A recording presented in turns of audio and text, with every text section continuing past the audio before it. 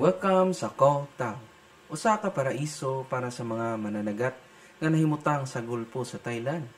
Kini nga tropical nga luna nga ang pangalan buot pasabot, Isla sa Pawikan.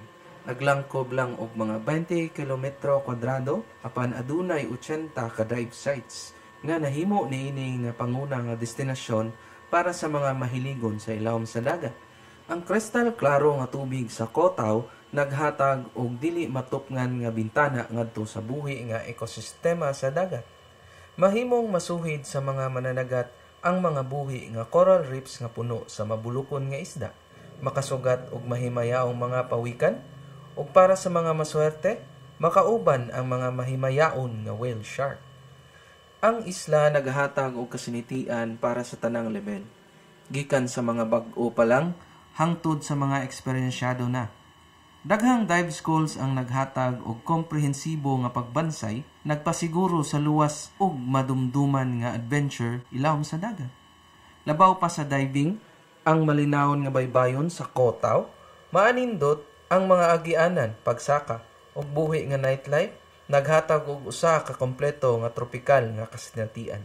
Kung nangita ka man og kasinatian ilawom sa dagat o malinawon nga pag-relax, ang Kotaw nagsaad og dili malimtan nga panaw ngadto sa kasing-kasing sa natural nga kaanyag sa Thailand. Ug sa among pagdive, daghan kaayo ang among nasugatan nga makahibulungang nilalang ilawom sa dagat. Sama sa pagi. Ang pagi usa ka lapad nga bungaton nga isda nga adunay pako nga murag hayhay. Pusit-pusit. Usa kini ka mollusk nga adunay 8 tiil ug 2 ka dugang nga mas taas nga galamay. Kini mga abtik kaayo ug makahimo sa pagbugaw og itom nga tinta aron malikayan ang mga mananap nga balak mudagmal nila. Isdang hari o lionfish.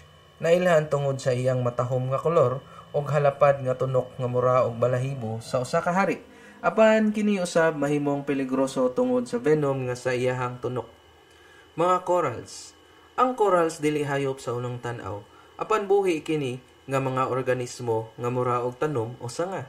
Seahorse, usa ka gamay nga hayop sa dagat nga porma og kabayo. Kini kasagaran makit-an nga nagkupot sa tanom dagat gamit ilahang ikog.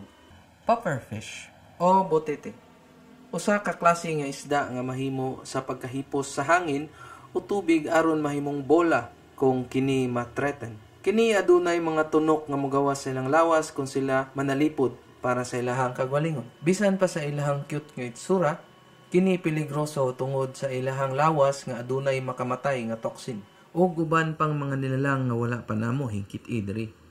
Ang dagat usa ka kahibulungan nga kalibutan nga puno sa lain-laing klaseng nilalang.